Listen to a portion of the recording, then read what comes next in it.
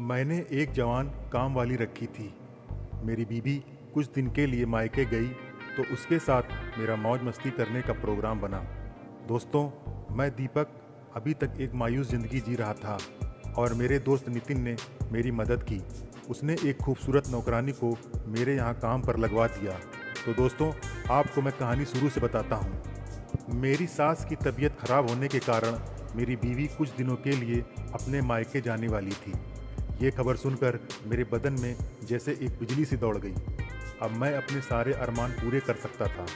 जिस दिन मेरी बीवी जाने वाली थी, उसके एक दिन पहले ही मैंने अपनी काम वाली कविता को सारी बात बता दी और उससे कहा कि वह अपने घर में इस बारे में कुछ न बताए और अपने मम्मी पापा को सिर्फ ये कह दे कि मेरी बीवी मतलब उसकी मालकिन की तबीयत खराब है और वह कुछ दिन के लिए मालकिन के साथ रहेगी।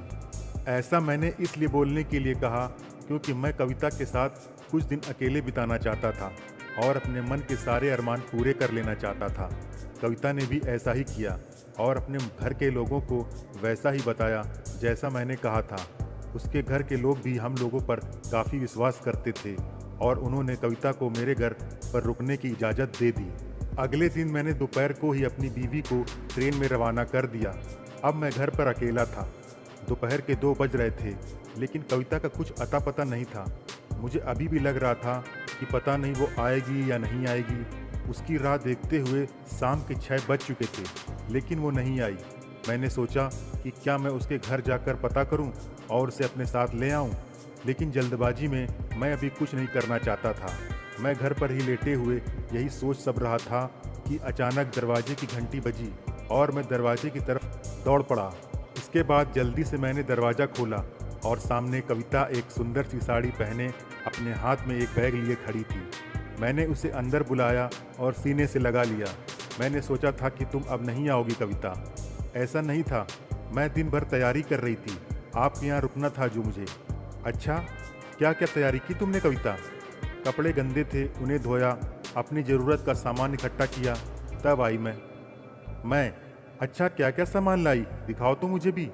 मैंने कविता के हाथ से बैग लिया और सोफे पर बैठकर उसका सामान देखने लगा। बैग के अंदर कुछ गाउन, साड़ी और उसके कुछ और सामान थे। मैं बस इतने से सामान में दिन खत्म हो गया। वैसे ये गाउन तो बिल्कुल नए लग रहे हैं। कविता जी, आज ही लेकर आई हूँ मैं। अच्छा, मुझे दिखाने के लिए? कविता ऐसा नहीं, मेरे पास नहीं थे और जो थे वो पुराने होकर फट गए थे। मैंने कविता का बैग अलग रखा और उसे अपनी तरफ खींचते हुए अपने जांघों पर लिटा दिया। मेरे हाथ उसकी गुजिया और रसगुल्ले को सहला रहे थे। उसने फिर से मना किया और उठकर जाने लगी। मेरे पूछने पर उसने कहा, पहले मैं खाना बना लेती हूँ, खाना खाने के बाद जो करना होगा कर लेना। उसने जल्दी से खाना तैयार किया और हम दोनों ने साथ में खाना खाया। करीब 9 बज चुके थे। हम लोग फ्री हो गए।